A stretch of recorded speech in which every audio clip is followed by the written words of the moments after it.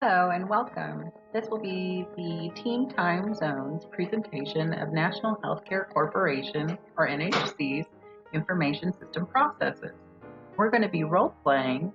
A new VP of IT has recently been hired, and she is doing a basic question and answer forum with her new support staff to get to know the information system process a little bit better. I hope you enjoy. Hello everyone! To further understand our knowledge about NHC and to understand it a little bit more, I have gathered a few questions to ask our team members. So tell me about NHC. Who are we? Of course, NHC's mission statement is NHC is committed to being the senior care leader in customer and investor satisfaction. The National Healthcare Corporation was founded in 1971 in Murfreesboro, Tennessee by Dr. Carl Adams.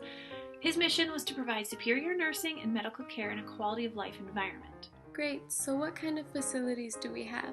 As you can see on the screen, NHC currently has 75 skilled nursing centers, 35 home care agencies, 24 assisted living communities, 5 retirement communities, and 1 behavioral health hospital. At the moment, NHC has 14,850 employees and generates an annual revenue of $996 million. As for competition, what competitive forces are we up against? Currently, the healthcare industry is very competitive. In terms of our competitors, there are some direct competitors of NHC like HCR Manor Care, Kindred, and LHC Group. There are some indirect competitors now because of COVID, so the elderly and senior care is being done at home so that families can actually visit patients. So the indirect competitors are like visiting angels. In terms of supplier and buyer power, they're very similar. Our patients have all the power. However, our patients aren't really paying, the insurance company is. So managing the relationship with the insurance company as well as the patients is a priority. And now, because of COVID-19, patients are looking at other alternatives, such as at-home care, instead of going to facilities. There is a threat of substitution because there's such a very low barrier of entry, meaning a licensed nurse practitioner could start a firm and take some market share immediately and start small. But the threat of entry really is the at-home care. Because of the environment that we're in currently, elders are trying to stay at home and receive care there. Because of these competitive forces, it's very important to continuously update our information systems to remain competitive. Now let's talk about the business process. Melissa, how do we receive new patients and what cycle does the IS follow during patient care? So a large part of the supply chain for new patients coming on staff with NHC is through hospitals. A good example is in Knoxville, Tennessee. There's a hospital system called Vanderbilt where they have case managers uploading physician orders for continued care upon patient discharge to a portal called Navinet. It's a web-based portal. NHC and its competitors have access to it. We can filter particular criteria to determine only the patients that NHC is able to accept into the service, and then in real time confirm that we will accept the patient. Another key to the supply chain is going to be our marketing team. So our marketers physically go to the primary care physicians as well as facilities such as rehab and SNFs to work with those facilities to determine if we're able to accept a particular patient, and sometimes have to carry a physical paper medical record still from the facility to our agency. So once both of those types of supply chains have accepted a referral, then we can begin to build the electronic medical record within NHC. And that becomes part of the patient care cycle, which is now all-inclusive under the new information system change that NHC went to in March 2020 called Home Care Home Base. This is a web-based portal. So anybody who is within NHC that has been given permissions and rights to review electronic medical records has access now in real time to all patients as needed. So once we have accepted the patient, then the office staff will enter the basic information. That will go to back of house for insurance verification and authorization if needed. Schedulers then assign patients and book visits to nurses and therapists, and then the visits are actually completed. Home care home base, being all inclusive, auto generates every 15 days a claim. This claim goes directly to a clearinghouse and it is uploaded to the particular insurance affiliated with each patient. The insurance companies then will make a determination based upon the claim and send a electronic funds transfer back to NHC. And along with that electronic funds transfer comes a remit. The remit tells home care home base how many visits are being paid, what dates they're being paid, the total per visit being paid, as well as the patient. Home care home base is able to take that remit information, automatically upload it, apply payments to patient, and then also create cash journal entries immediately too. So this all-inclusive information system has really improved the way NHC has been able to function and care for patients, streamlining the business. Thanks, Melissa. Mickey, can you tell me about any existing problems or opportunities with the business process? Through contracting home care, home base as our IS provider, they have completely streamlined the system. They've made communication between all stakeholders, whether it's a provider or a patient or another supplier, very easy. The system automatically generates the necessary documents according to HIPAA laws and allows for intake of customers a lot faster. However, although there are a lot of positives with the implementation of the system, there are some opportunities and issues, such as manual tasks. There's still some manual tasks and manual overrides that have to take place, which sometimes slow down the intake of a new patient. The system was implemented in March 2020, and it was implemented rather quickly. So additional training has to take place so that all employees really know how to utilize the process. Again, we've contracted one single provider, which is home care, home base.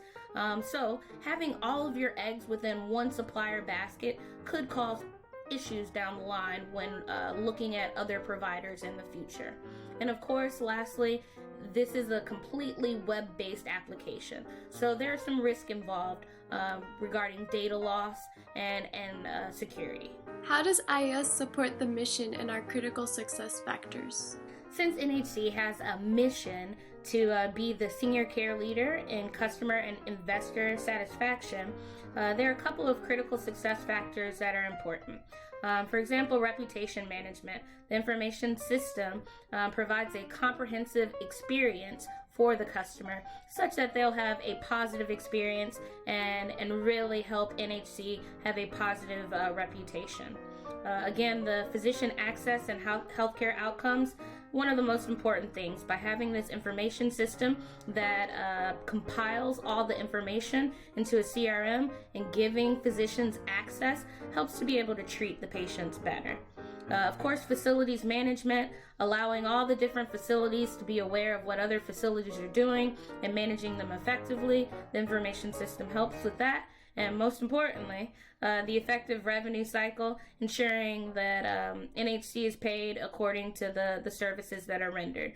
So the information system helps to tie in all of these critical success factors and points back to the mission of being the senior care leader in customer and investor satisfaction. Okay, Felicia, how does NHC IT support the business as a whole, and are there any limitations or recommendations for improvement? Thanks, that's an excellent question. So, in short, the IT team supports the entire organization. So laptops and desktops are configured with a corporate image, and hard drives are encrypted for security. Tablets are also configured by this team. So these are the devices that nurses and therapists are taking into the home when they are going out for patient visits. and the tablets are locked down to the HB application specifically. There's a few common general IT admin functions that are performed by the help desk, addressing issues with login, password resets, operating system issues, and then just general Windows support. Hardware, software installation, I could go on, network connectivity issues, so just the general maintenance and upkeep you would expect. There are a few limitations that I'll touch on quickly and then move on to recommendations. So NHC has an application that all lines of business use to create trouble tickets. There are several categories to choose from relating to the general tasks that I kind of went through just a moment ago. The application is written in-house, so there are some limitations related to utilizing the application. And then, of course, there's less documentation when something breaks. And then, more importantly, there's no one to call for support. So there is some risk involved when operating system needs to be updated or a critical security vulnerability is released and the patch needs to be applied. So an out-of-the-box service desk application could mitigate these risks. Secondly, we have a very convoluted process engaging our application vendor for support. Say an NHC user submits a ticket that falls outside of the scope of what we can actually provide as support. So when you're looking at the HB application, it's a third party, and so we don't have the access to perform many other functions outside of password resets. So basically what the team is doing is taking that in and then manually duplicating that ticket in the HB vendor's portal. And then you're waiting on them to come back, and then maybe it goes back and forth a few times. And so it's a very, very lengthy process with a lot of double logging and manual intervention. So what we could do is ask that vendor to write an application plugin or something similar that would automate that process, where you click on a button after the ticket's created in our portal and it automatically forwards it on. This would also require a compatible service desk application, something that's going to be out of the box. So we have a HCHB password reset request that came in a few days ago and sat for 7 hours unattended. This is highly impactful to patient intake. You don't want nurses and therapists unable to log into those applications on the tablets while they're in home for a visit. So we may want to think about some internal SLAs for the lines of business, and the only thing we'll need to be careful of is making sure we're very clear about what types of issues constitute a high priority ticket. Now we will talk about IS infrastructure and architecture. So firstly, how much of the IT sector at NHC is outsourced? Thank you for asking that question, Habiba. In simple terms, no. National Healthcare Corporation does not outsource. And the reason for that is simple. It's because we want to stay safe when it comes to HIPAA compliance. We believe it helps us network our trust. At National Healthcare Corporation, we strive to comply with all laws, maintain privacy and confidentiality with all communications regarding patient care, and keeping residents' personal and financial information confidential and secure. Are the servers at a central location? That is a great question, Habiba, and I can see that you're really excited about joining us. Yes, the servers are kept at a central location, and they are in our Tennessee corporate office. They are maintained by the IT department. Okay, how is NHC able to maintain all 35 locations in regard to IT? I was hoping you'd ask a question like this. Along with our central IT team in Tennessee, we have field and office staff in all 35 locations. We do this in order to maintain efficiency and internal perfection. IT staff is always needed on hand to ensure there is always access to the home care home-based information systems. So how would you prioritize your 3 recommendations? Good question, Habiba. Actually, I have them listed in order of importance on the slide here. We need the basic infrastructure upgrade just to keep current with our competition. And if we're going to contemplate any future growth, our current framework simply won't allow us to get there.